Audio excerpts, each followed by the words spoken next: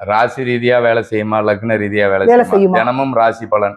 சில பார்க்கணும். பேர் லக்னம் தான் மெயின் அப்படிம்பாங்க. இப்போ லக்னத்தை வச்சு தசாபுத்தி அப்படின்னு ஒன்று சொல்லுவாங்க. இத்தனை ம். வருட காலங்கள் இவருக்கு இருக்கும். ஒருத்தருக்கு குருதசை வந்துருச்சுன்னா வீடு கட்டுவான்னு சொல்லுவான். என்ன 16 வருஷம் வீடு கட்டிட்டா இருக்க போறான்? ம். இல்ல 16 வருஷம் அவனுக்கு நல்லது மட்டுமே நடக்குமா?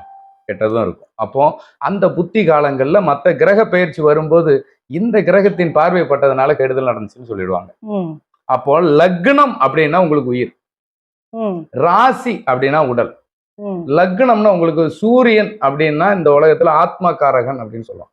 சூரியன் இல்லைன்னா எதுவுமே கிடையாது. இப்போ சனியை ஆத்மகாரகன் சொல்றதும் உங்களுக்கு சூரியன் இல்லைன்னா உங்களுக்கு எதுவுமே கிடையாது. 5ஆம் இடம் அவர் தான் பூர்வ புண்ணியம். அப்போ நமக்கு உயிர் அப்படின்னு கொடுக்கறது அப்பா, உடல் கொடுக்கறது அம்மா. கிரகங்கள்ல அத்தனை கிரகங்கள்ல இந்த பிரபஞ்சத்துல எல்லாத்துக்கும் உயிர் கொடுக்கறது இயக்குறது சூரியன் இல்லைன்னா எதுவுமே இயங்காது இல்லையா? இருள் அடைஞ்சிரும். அப்போ உயிர், லக்னம் என்பது உயிர். இந்த உயிர் எதுக்கு தனிச்சிருக்குங்கிறது தான் லக்னம்.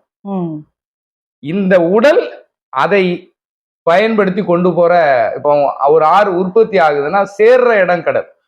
அது எதை நோக்கி பயணிக்குது?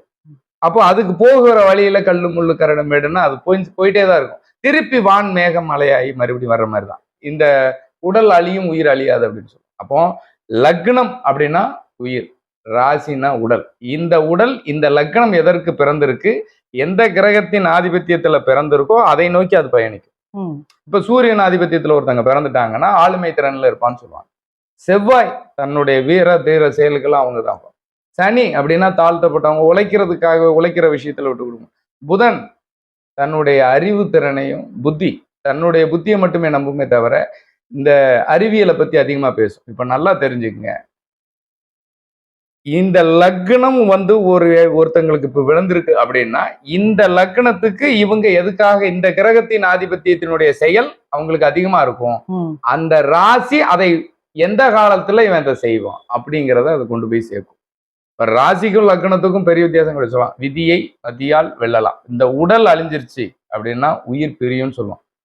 இப்போ ஒரு நல்ல மனுஷன் இறந்துட்டா கூட நல்ல மனுஷன்பா, விதி முடிஞ்சிருச்சும்பா. அப்ப விதினா உயிர், மதினா உடல், மதினா அறிவு. அதே மாதிரி உயிர் உடல். உடல் நம்ம பார்த்துக்கிட்டோம்னா உயிர் தங்கும். உள் அப்படின்னா உள்ள இருக்கிற அணுக்கள், இப்படி அவனின்றி ஒவ்வொரு அணுவும் அசையாதுன்னா இந்த உயிருக்கான உருவம் தான் நாம. இந்த நம்ம உடம்புல இருக்கிற எந்த அணுக்களும் நம்மளை கேட்டு இயங்காது. இந்த கிரகங்களும் பிரபஞ்சமும் நம்மளை இயக்குது அப்படின்னா அந்த கிரகங்களுக்கு உறுப்புகளா போட்டு அந்த கிரகத்தின் ஆதிபத்தியத்துல நீ எந்த கிரகத்தின் ஆதிபத்தியத்துல பிறந்திருக்க அதனுடைய நன்மை தீமை இருக்கும். இப்போ சூரியன் வெறும் ஆளுமை திறன் மட்டும் கிடையாது. சூரியனுடைய நெகட்டிவ் என்ன? சூரியனுக்கு உங்களுக்கு புத்திர தோஷம்,